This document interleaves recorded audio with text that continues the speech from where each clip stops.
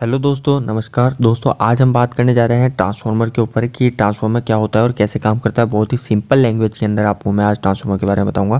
तो दोस्तों, ट्रांसफार्मर समझने से पहले आपको एक चीज़ बता दूं, आपने एक वायर देखे होंगे। अगर आपने ये वायर देखे हैं तो आप इस वीडियो के अंदर ट्रांसफार्मर के बारे में बिल्कुल ईजिली समझ जाएंगे। ठीक है, आपको मैं एक एग्जाम्पल से भी समझाऊंगा, कोई दिक्कत नहीं आएगी। दोस्तों, एक वायर है, ठीक है, जिसके अंदर से हमारे AC करंट फ्लो हो रहा है। ठीक है, AC करंट फ्लो हो रहा है। इसको मैं एक एग्जाम्पल से बताऊंगा आपको। AC करंट फ्लो अगर इस वायर से हो रहा है तो दोस्तों क्या होता है ना, हमारे जो AC करंट होता है ना, अगर उसका वायर से अगर हमारा करंट फ्लो हो रहा है तो उस वायर के चारों तरफ हमारे मैग्नेटिक फील्ड उत्पन्न होती है। अब मैं आपको एग्जांपल बताता हूँ। अगर आपको देखना है कि मैग्नेटिक फील्ड उत्पन्न होती है या नहीं, तो दोस्तों क्या करना, आपके पास 3 कोर की केबल है। ठीक है, एक 3 कोर की केबल लेना।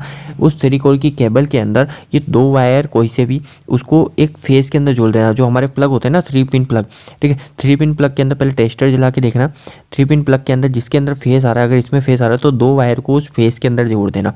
और जो तीसरा वायर है ना, तीसरे वायर को दूसरे पॉइंट पे जाके उस पर टेस्टर लगा के देखना। इसको आपने फेस के सॉकेट में नहीं डाल रखा, फिर भी इसमें से करंट आपको टेस्टर में दिखेगा। तो दोस्तों क्या होता है ना, जब हमारा जो ट्रांसफार्मर जो होता है, ट्रांसफार्मर इसी पे काम करता है। जो हमारा जो वायर होता है, उस वायर के चारों तरफ हमारे मैग्नेटिक फील्ड घूमती है। तो दोस्तों क्या होता है ना, हम क्या करते हैं ना, इस मैग्नेटिक फील्ड को अच्छा, बहुत ही अच्छा कर देते हैं। ताकि क्या, कैसे करता है, तो हम बहुत सारी वाइट केबल ले लेंगे तो क्या होएगी, वो मैग्नेटिक फील्ड जो होएगी, वो मैग्नेटिक फील्ड बहुत ही स्ट्रांग हो जाएगी। और हम क्या करते हैं ना, हम तो क्या करते हैं, उसको कोयल बना देते हैं। ठीक है, एक वायर को यूं यूं गोल गोल लपेट देते हैं।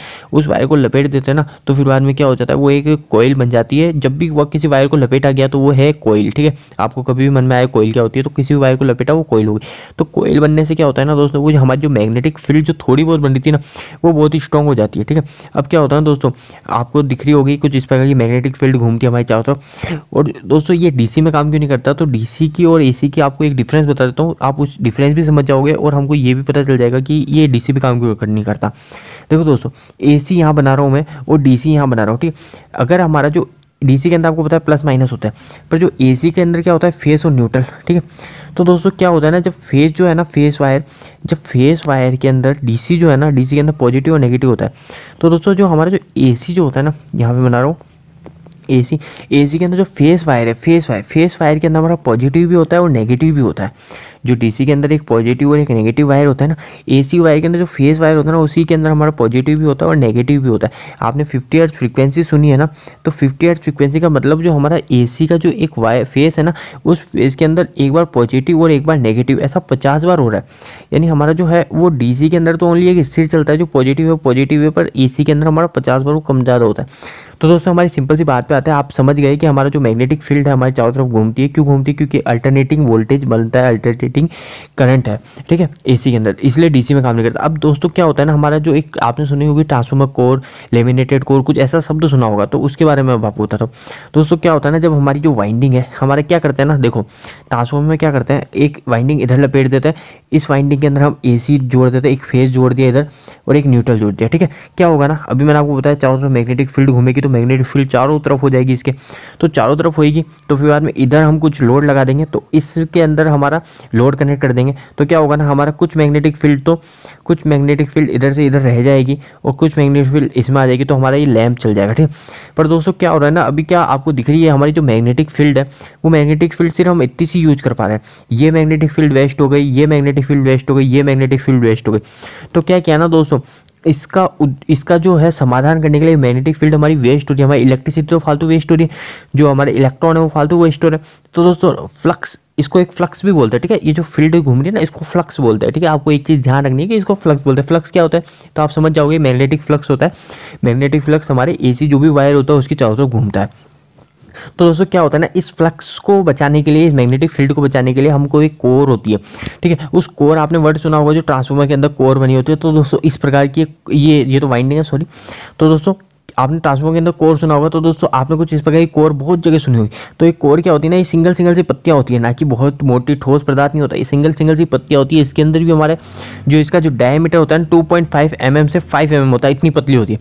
और दोस्तों ये इतनी ऐसी भी नहीं होती। ठीक है, पहले वाइंडिंग की जाती है, पहले ऐसे वाइंडिंग की जाती है, फिर इसके अंदर बाद में इस कोर को डाला जाता है। अब देखो जैसी कोर है, तो इस कोर को पहले ऊपर से ऐसे डाल देंगे, फिर नीचे से डाल देंगे, और ऐसे डाला जाता है ना कि जो पूरा है ना, पूरा गैप, इस पूरे गैप के अंदर कोर आ जाए, और बिल्कुल एक कोर भी जाने की जगह नहीं हो, उतना धीरे धीरे करके इसको ठोका जाता है अंदर, फिर बाद में अंदर करके फिर इसको पत्तियों से कनेक्ट दिया जाता है और ये नट बोल्ट कर दिया जाता है। तो दोस्तों ये जो कोर होती है ना सिलिकॉन स्टील की होती है, और इस पर क्या करते हैं हम वार्निश कर देते हैं, वार्निश की पतली लेयर चला देते हैं और इसको लेमिनेट कर देते हैं। ठीक है, लेमिनेट कर देते हैं। और क्या होता है ना दोस्तों, अब कोर का आपको मतलब पता चल गया। ये देखो अब इसके अंदर हमने कोर डाल दी, तो कोर इसमें डालने से फ़ायदा क्या हुआ हमको कुछ फ़ायदा हुआ तभी तो हमने कोर डाली। अभी मैंने आपको बताया था जो मैग्नेटिक फील्ड जो है वो वेस्ट हो रही थी बहुत सारी, तो मैग्नेटिक फील्ड जो वेस्ट हो रही थी उसको बचाने के लिए हमने कोर डाली। तो इसको एक लॉजिकल या जो इंजीनियरिंग लैंग्वेज में अगर आपसे कोई इंटरव्यू पूछे तो आप सिंपल सी बात बोलना, हमारे जो कोर को यूज करते हैं वो हमारे यूज करते हैं एडी करंट लॉसेस बचाने के लिए। ठीक है, एडी करंट एक लॉस होता है जो फ्लक्स, या फिर आप बोल सकते हो कि फ्लक्स लॉसेस बचाने के लिए, जो हमारे जो मैग्नेटिक फ्लक्स होता है उसको लॉसेस के बचाने के लिए। ठीक है, अब क्या हुआ ना दोस्तों, अब आपको पता है कुछ भी इसके अंदर जो मैग्नेटिक फील्ड उत्पन्न हुई वो इस कोर से होते हुए हमारी इधर आ जाएगी और ये हमारा लैंप चल जाएगा। अब दोस्तों आपने दो चीज़ सुनी होगी, आपसे कोई पूछे कि ट्रांसफार्मर के टाइप्स कितने होते हैं, तो दोस्तों आपको हमेशा दो टाइप बोलने हैं। कोई हमारे तीन टाइप्स भी बोलता है, एक स्टेप अप बोलता है, एक स्टेप डाउन बोलता है, और एक कोई हमारे होते हैं जो ऑटो ट्रांसफार्मर बोलता है। तो ऑटो ट्रांसफार्मर कभी भी टाइप नहीं होता। ऑटो ट्रांसफार्मर के अंदर भी दो चीज़ें होती है, स्टेप अप और स्टेप डाउन, तो वो स्टेप अप और स्टेप डाउन ही ट्रांसफार्मर कहलाएगा। ठीक है, तो वो अलग टाइप नहीं हुआ, टाइप ओनली ट्रांसफार्मर के दो ही होते हैं, एक स्टेप अप और एक होता है स्टेप डाउन। अब step up step down transformer क्या होता है, हमारे स्टेप अप ट्रांसफार्मर होता है वो वोल्टेज को हाई करता है और स्टेप डाउन ट्रांसफार्मर वोल्टेज को लो करता है। मतलब हमारी जो प्राइमरी साइड है, प्राइमरी साइड में अगर हमने जो हमारे वोल्टेज है वो अगर हमने कम लगाए और हमको सेकेंडरी साइड में वोल्टेज ज़्यादा मिल जाएंगे, तो ये होता है हमारा स्टेप अप ट्रांसफार्मर, यानी हमारे वोल्टेज को अप कर दिया उसने।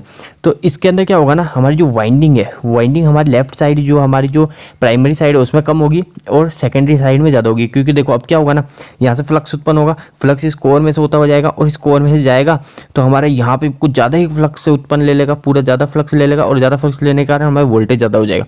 पर जबकि यहाँ से फ्लक्स तो कम जा रहे थे ना, तो इस कोर से होते हुए इधर ज़्यादा उत्पन्न हो जाएंगे।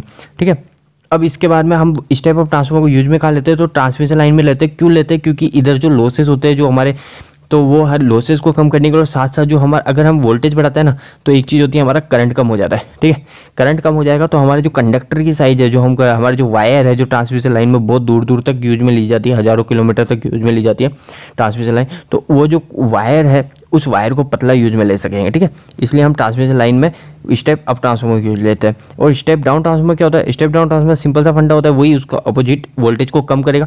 वोल्टेज को कम करेगा तो मतलब प्राइमरी साइड में हमारे जो वाइंडिंग होगी वो ज़्यादा टर्न्स की होगी और सेकेंडरी साइड में जो वाइंडिंग होगी वो कम टर्न्स की होगी। ठीक है, कुछ इस प्रकार काम करता है। तो दोस्तों अगर आपको कितने केवीए से कितना एम्पेयर निकालना है, कितना केवीए का ट्रांसफार्मर कितना एम्पेयर निकालेगा, तो इसके लिए फॉर्मूला है। ये फॉर्मूला आप देख लो। सिंगल फेज के लिए आपको क्या करना है, अगर सिंगल फेज का आपका ट्रांसफार्मर है तो आपको सिंपली एक 100 केवीए का ट्रांसफार्मर है तो 100 केवीए इंटू 1000, सबके अंदर सेम ही करना है। मैं सबके अंदर बता देता हूँ। सिंगल फेज है तो 100 केवीए, जैसे सिंगल फेज का 100 है, 2 फेज का 100 है और 3 फेज का 100 है। ठीक है, 100 केवीए का तो क्या करना है, सबके अंदर ऊपर आपको 100 इंटू 1000 तो करना ही है। सिंगल फेज है तो आपको कुछ नहीं करना, 220 से भाग लगा देना। ठीक है, और अगर सिंगल फेज का नहीं है, अगर 2 फेज का है तो 2 फेज के अंदर 220 इंटू 2 कर देना है। ठीक है, 2 फेज का नहीं है, 3 फेज का है तो आपको क्या करना है, 440 या 415 जो भी आपकी वोल्टेज है और उसको 1.732 से मल्टीप्लाई करना है और फिर में इसको सॉल्व करना है, तो आपका केवीए से एम्पेयर निकल जाएगा। ठीक है, सिंपल सा फंडा।